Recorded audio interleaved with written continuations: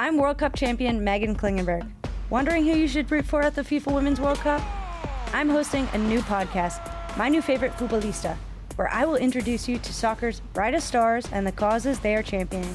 From the 22-year-old American phenom speaking out about student-athlete mental health, I try to just approach everything with you don't know what someone's going through, to the U.S. defender who travels to tournaments with her young son. Am I ever gonna be able to run for 5 minutes straight? Check out My New Favorite Futbolista wherever you listen to podcasts.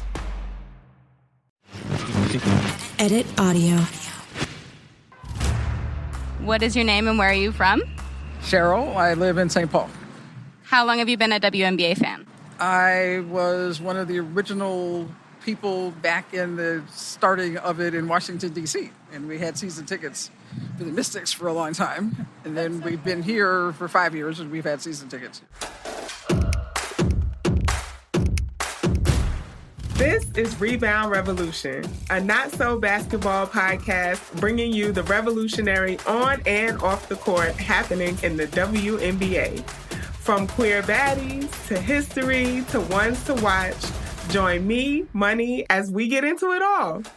We are wrapping up this season of Rebound Revolution with all of our favorite moments in this mailbag episode.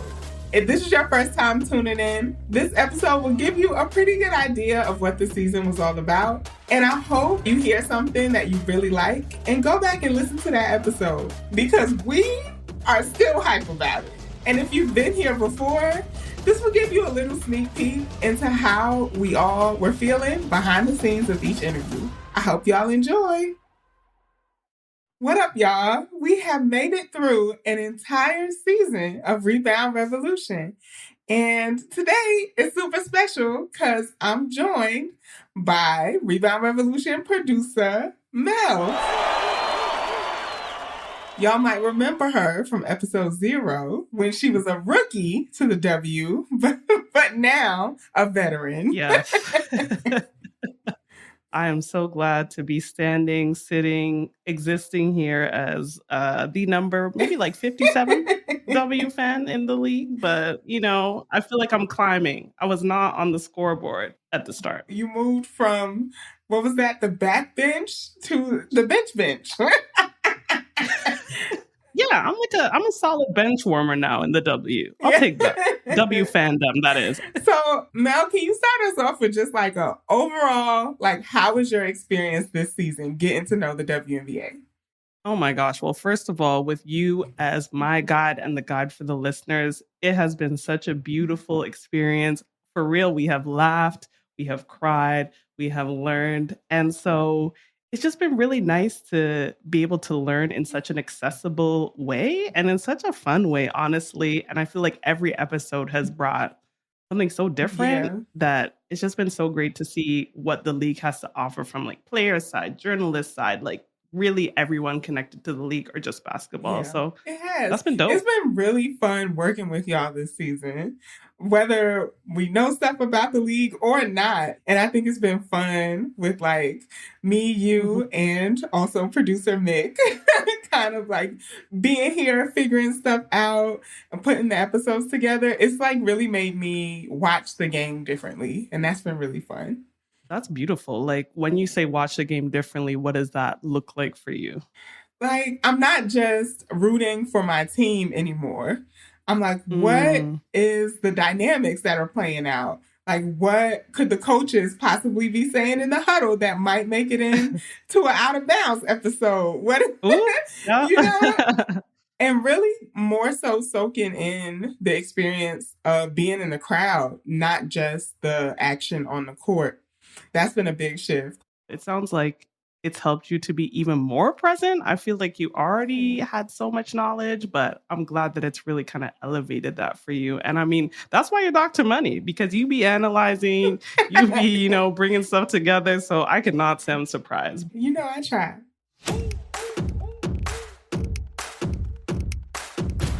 All right. So this episode, we kind of wanted it to function like a mailbag episode where we're going to take turns sharing some of our favorite moments from this season of recording and maybe even stuff that happened off mic. You want to tell us your first moment that you think of when you think about this season? Oh my gosh, there were truly so many. But I would say the first moment, we got to go back to episode 0, which is kind of our first time together officially on the mic. And just talking about what the inaugural game outside of the US in Canada, where I'm based, shout out Toronto, and what that meant for the W as a league, what that meant for someone like me who's a new fan, and also just what it meant for the city.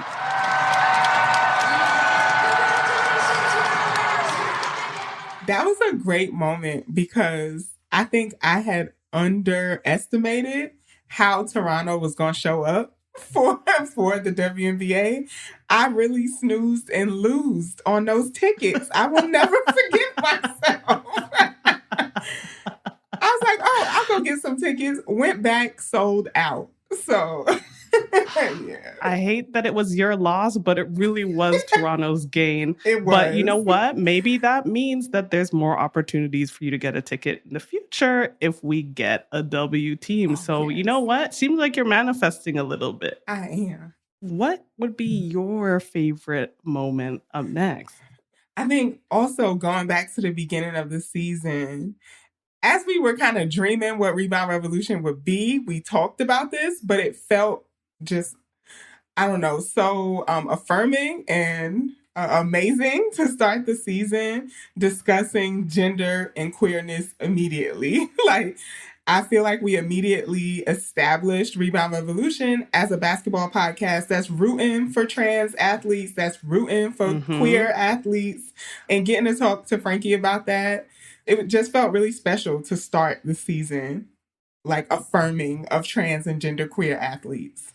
Yeah, I agree. When Frankie was speaking about the importance of language and the emphasis of language, it's not necessarily the first time we've heard that in relation to why language is so important. But I think the way that Frankie really grounded their experience and talking about what it meant for Laysia in this case and how they were able to really, really support Laysia, it was really beautiful. And like you said, a great way to open the season. And so some of the conversations that we had behind the scenes was Laysia uses he, she, and they pronouns interchangeably, and Laysia wanted all of those used interchangeably. We'd never seen this done in mainstream media before. And so we're like, do we alternate in mid-sentence every time we use a pronoun? Do we alternate every paragraph? We ended up alternating on the sentence level is what we ended up doing. And we talk about getting top surgery and he's having to make these choices and considerations and like has all of these questions about how it could impact his career. Normally, when I'm writing about trans athletes and trans people, I actually don't talk about their bodies very much because I think that trans athletes and trans people in general can become a spectacle for like cis curiosity. And yet this was an important thing because for an athlete, the body is the site of also their profession and their sport and their athletic ability. And Laysia was literally considering changes that, you know, she would have had to make to her body and how that could have impacted her career. And so I actually like speak directly to the reader and explain like ordinarily it's in bad taste to talk about the bodies of trans athletes. I am doing so because it is relevant to the considerations and questions being raised here. Getting to talk to Frankie about that set us apart. Like, this is a different type of podcast, y'all. This is a different type of sports podcast. Exactly. This revolution will be televised, audio-vised, something. Audio-vised. Yeah. What you got up next? So, honestly, Kendall was the next episode that we went into. And I think Frankie, as you said, really set the tone. But I loved that you and Kendall were able to get into your mutual academic bag. It's so interesting because we see so many times how people unintentionally throughout the season were making reference to things that really kind of became a through line in so many episodes. So in the case of Kendall, talking about the Black queer aesthetic and how sports swag and Black culture are inextricably linked, but not always given the credit that folks deserve. I really appreciated that in this episode with Kendall. A lot of what I think people just attribute to like sports culture or a sports swag is actually a lot of what we see in Black communities, primarily like throughout the US. So I think about the ways that Allen Iverson influenced it a lot, and that kind of culture shift within the NBA to, you know, not be walking in the suits or the different things like that, and to be able to wear a bit more of what people I think would deem like streetwear that have then really become like iconic type of like fits. So I see that kind of happening in the NBA, and then a similar kind of parallel happening in the WNBA, where I think a lot of what's being kind of attributed to just sport swag in general is actually more of like a racialized aesthetic that is then, because you got a league that's 80% Black athletes. Yep. I think there's kind of a slippage sometimes between what's attributed to a sport and a culture surrounding a sport, and then the players that actually make up the majority of the league. I loved talking to Kendall. Something that I am really, I don't know, like aware of a lot is I think folks have this idea of what an academic looks like, who an academic is, and like what we do. And when you Black and queer, it just don't fit that picture. And so I think it's great that like we could have that conversation rooted in the WNBA, but also give two very different examples of what two Black folks with a PhD look like. So yeah, shout out to Kendall. Yes. Love that for y'all, and love that conversation for us, honestly.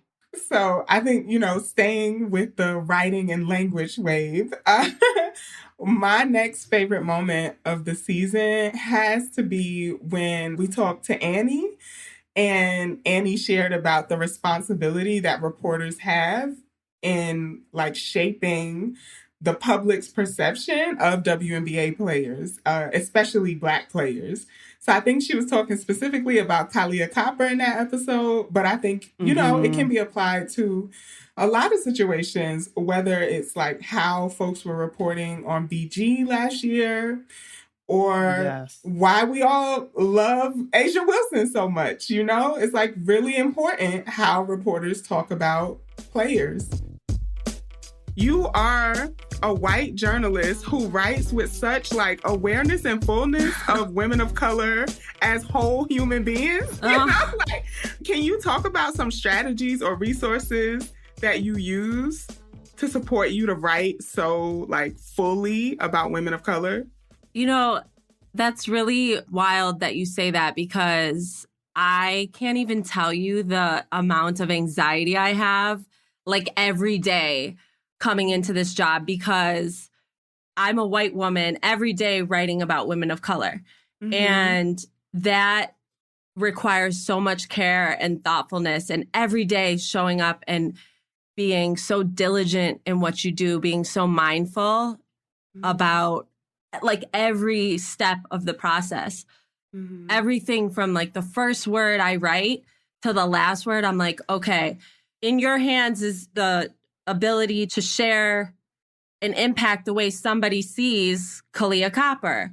When it comes to like the steps that I take to doing my job, I do it with a lot of anxiety. I'm like working on not, but I think that's just the reality. I think, you know, it's okay to be honest about that. But I think also is just reminding myself, like, I'm never going to perfectly see Kalia Copper. I'm never going to fully understand every aspect of who she is and what makes her who she is. But if I just sit and like listen, I'm going to see like her as just a human. And what does she make me feel when she's talking? Like when someone's telling me a story, I'll think, what are they saying? What are they doing that's making me want to like hug my mom or like cry, you know? That to me is what I always try and bring out in a story, if that makes sense. That makes total sense to me. And that anxiety is reminding me of like Audre Lorde, like do it scared, you know? Like do things scared, because I think that anxiety is the flip of care. We shouldn't have to say that thoughtfulness is important, but it's also unfortunately not something that we still can take for granted in this era of coverage, especially when it comes to Black folks, Black queer folks, Black gender nonconforming folks. So yeah, that thoughtfulness in that understanding of how critical media can be in the way that Black folks are recognized in the league especially was really nice. And I really enjoyed that conversation. Me too. Okay, so thinking about kind of coverage and language and just the league as a whole, I think we gotta really give it up to true OG Sue Wicks. Sue Wicks was one of my highlights too. Yes, magical. And that humility that she had despite so much of the legendary things that she had done, both on the court and in general as an advocate. And she's an oyster farmer. Like, what can Sue not do? So do you want to tell us a little bit more about why you love that episode? Yeah. Okay. So first of all, I have to say, I was at a game and Sue was sitting courtside and they put her on the Jumbotron. And I was just like, I talked to her on my podcast. So, let them know. Yes. You know, Sue is a Hall of Famer. Yes. If you name an accolade, it's on Sue's resume. She's a legend. And I just thought it was incredible, like, getting an opportunity to talk to her. But exactly what you said about her humility, the story that stood out to me most was when she talked about her contract being written on a napkin. Like, that, you know. Wild. Yeah. We were gagged behind the scenes in that moment. And she said it so casually. Very casually. My first professional basketball contract was written on a napkin. So that's where we're starting from. And it was the highest paid player in the world at the time. And the best they could do was write it on a napkin. Obviously, I had an agent that did another pass through it, but that was how low women's basketball was at that time in a broad level. Of course, we had legends, but there was one or two, and you could rarely see them on television. I didn't see a woman play basketball until I was in college. I mean, if you are doing legendary stuff with a napkin behind you, like, come on. Sue. To be that Kleenex, you know? We could only dream of having a napkin as legendary. Yeah. All right, so I'm glad we both share Sue. Definitely a highlight of the season. I think my next highlight of the season was when we talked to Laura Lewis from All My Relations. Yes. Another shout out to Canada, Vancouver in the building. I already know, West Coast. Yes. I feel like when Laura talked about basketball as healing, do you have any like pre-game rituals or like superstitions? My ritual that I like to do is just like brushing off that energy. So like just basically like brush off my chest, brush off my shoulders. Like I'm just like, all right, new start. Even if I like mess up during a game or something like that, I continuously go back to that and I come back to my breathing and I'm just like, all right, new play. That's amazing. I love that. I love that as like a grounding activity too, to just like bring you back to the moment that you're in and not like, you know, staying anxious about what's to come or filled with regret about what just happened. Just like roots you in the moment. Totally. I definitely appreciate it. And it just feels like a little bit of that culture too that like is incorporated while I play. How so? So like in our culture, like we do things of like cedar brushing. Cedar is very cleansing. It's cleansing to the body, to the spirit, and to the mind, and to your heart.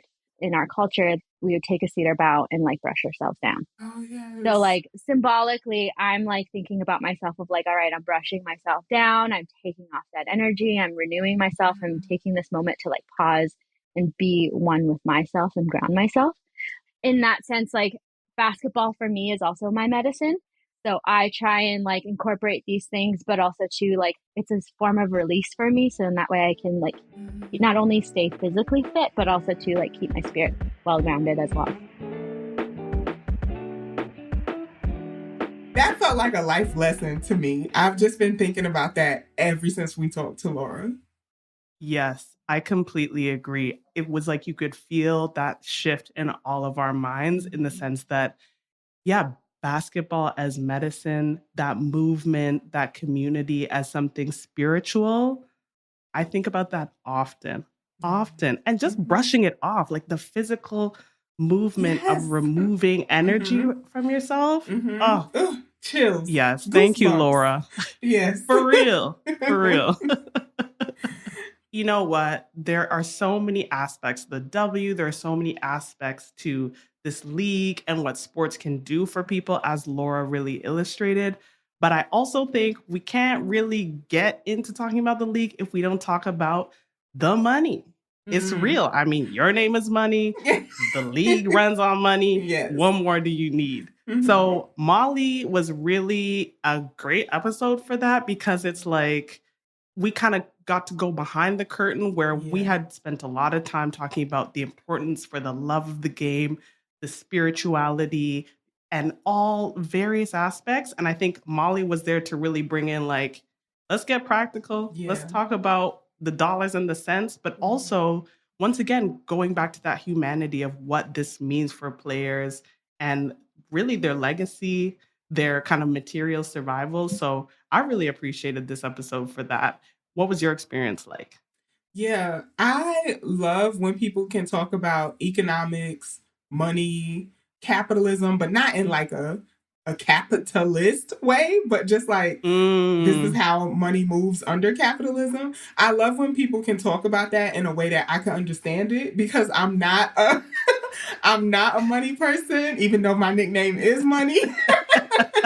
You know, and I think Molly was just so good at that. Like, okay, if we want to grow the league, here's boom, boom, boom of places that I think could be revenue streams, you know? For sure. And I also think, like, there were so many comedy moments in that episode, specifically around, like, get these women the deals. Like, where's the edge control deal? Where's the lash deal? I think it's important for the players to have those authentic partnerships, like to find a brand that represents their values or something they just enjoy. Like when Paige Beckers makes a bucket hat deal, like I'm going to be so excited for that one. Skylar Diggins, I will always associate her with the sweatbands, you know, like the head. And I'm like, why does she not have like a line of headbands or sweatbands? Because I just felt like it was just iconic. But then I think about Diana Taurasi with the bun. I'm like, signature bun. I'm like, where are the Diana Taurasi scrunchies? You know, because that bun don't move. You know what? I want to know what hair product she uses to keep it that slick. I feel like I want to know this about everybody. Oh, you know what I was just talking about recently? Angel Reese with LSU and her eyelashes. What eyelashes does that girl use that they stay on? They stay on. Give us the deals.